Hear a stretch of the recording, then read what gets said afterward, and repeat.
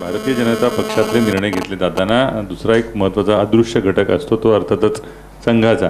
तर तुमच्या निवडीपासून ते गडकरींच्या निवडीपर्यंत आणि नंतरचे ज्या काही बदल आता झालेले आहेत तिथपर्यंत हा उघडपणे आता समोर आलेला आहे.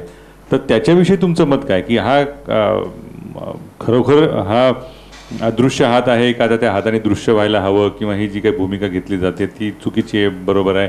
कारण सरसकटपणे संघच हे सगळं चालवतोय अशा स्वरूपाचे एक चित्र निर्माण होत आहे असं मला वाटत नाही.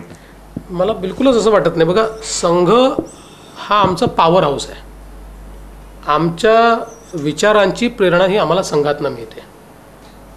आणि साहजिकच माणूस ज्यावेळेस अडचणीच्या स्थितीत असतो, अनिर्णयाच्या स्थितीमध्ये असतो, किंवा एखादी परिस्थिती अशी असते की ज्यात असमंजस तयार होतं, त्यावेळी आपलं जे श्रद्धास्थान असेल त्याचा सल्ला आपण घेतो. पण एखाद्या गोष्टीचा सल्ला विचारला म्हणजे असं परवा अडवाणीजींनी मोहनजींना सल्ला विचारला की या सगळ्या परिस्थितीमध्ये मला हे या गोष्टीचं दुःख झालं आहे, पण या गोष्टी अशा अशा आहेत, तुमचा सल्ला काय आहे? मला आता पक्षातनं दबाव आहे. मोहनजींनी त्यांना सांगितलं की तुम्ही पक्षाचे ज्येष्ठतम नेते आहात, तुम्हीच हा पक्ष सुरू केला आहे, मला असं वाटतं की तुम्ही हे सांभाळून घेतलं पाहिजे. अडवाणीजींनी ते ऐकलं.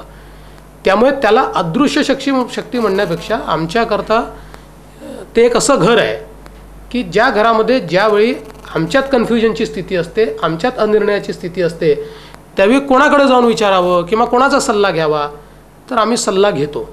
दुसरं, संघाची ही अपेक्षा देखील नाही की त्यांचा सल्ला आम्ही मानलाच पाहिजे. अनेक उदाहरणं अशी आहेत की आम्ही त्यांचा सल्ला घेतला आहे आणि तो मान्य केलेला नाही, कारण आम्हाला तो व्यवहार्य वाटला नाही, राजकीय अपरिहार्यतेमध्ये तो आम्हाला योग्य वाटला नाही. त्यामुळे मला असं वाटतं की शेवटी जर आम्ही विचार परिवार मानतो, त्या विचार परिवाराच्या विचाराची जी गंगोत्री आहे ती संघ आहे. ते आमचं जे रिलेशन आहे हे रिलेशन नाकारण्याचं कारणच नाही आहे.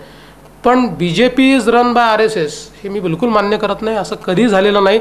आता मी अध्यक्ष आहे, अध्यक्ष होऊन इतके दिवस झाले, मला राष्ट्रीय स्वयंसेवक संघाच्या कुठल्याही माणसाने हे कर किंवा करू नको सांगितलं नाही.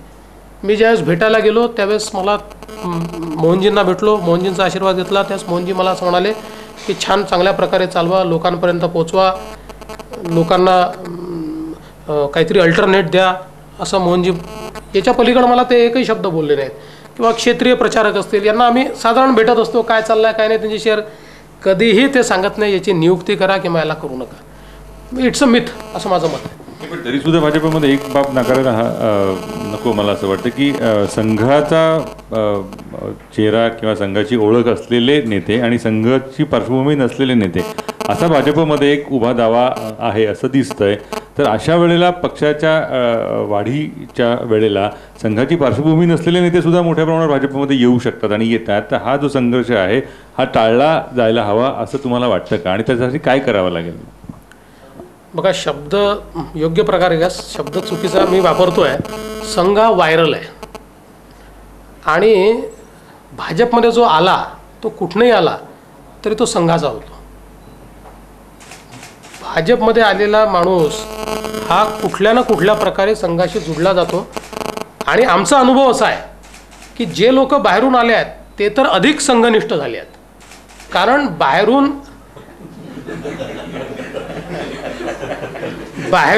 संघाचं जे परसेप्शन त्यांच्याकडे होतं ते आत आल्यानंतर त्यांनी जो संघ पाहिला तो संघ पाहिल्यानंतर ते तर अधिक संघनिष्ठ झालेले आम्ही पाहिले आहेत.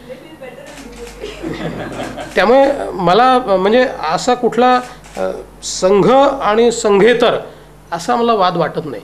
शेवटी संघाचं म्हणणं काय आहे की संस्कारित लोकांनी सगळ्या फील्डमध्ये जावं आणि मग सगळ्या फील्डमध्ये संघ वेगवेगळ्या विचार परिवारातल्या संघटना चालवतो. संघाचं म्हणणं आहे की आमचं काम काय आहे तर संस्कारित पिढी तयार करायची, राष्ट्रीय विचारांची पिढी तयार करायची, आणि ती प्रत्येक फील्डमध्ये असली पाहिजे. म्हणून मग विचार परिवाराच्या वेगवेगळ्या फील्डमधल्या संस्था आहेत.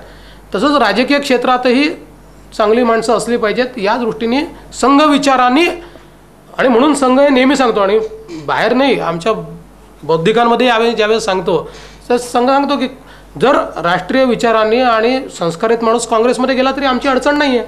आम्ही असं म्हटलेलं नाही की भाजप आमचा पक्ष आहे तिथे तुम्ही जा. सगळ्या पक्षांमध्ये अशा प्रकारचे लोक गेले पाहिजे.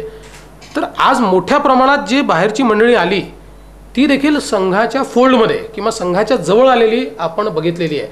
आणि संघात भेदभाव नाहीच आहे, कारण संघाला काही हा माझा माणूस आहे आणि हा माझा माणूस नाही असं करण्याचं कारण नाही. मोठं संघटन आहे. मला असं वाटत नाही की असा कुठलाही विवाद भाजपमध्ये की हा संघातनं आलेला आणि संघाच्या. आणि खरं सांगतो तुम्हाला, केडर जर आमचं बघितलं, आजही 80% लोक अशी आहेत की ज्यांचा कधी ना कधी संघाशी संबंध आलेला असतो. 20%च लोक अशी असतात की ज्यांचा संघाशी संबंध नसतो.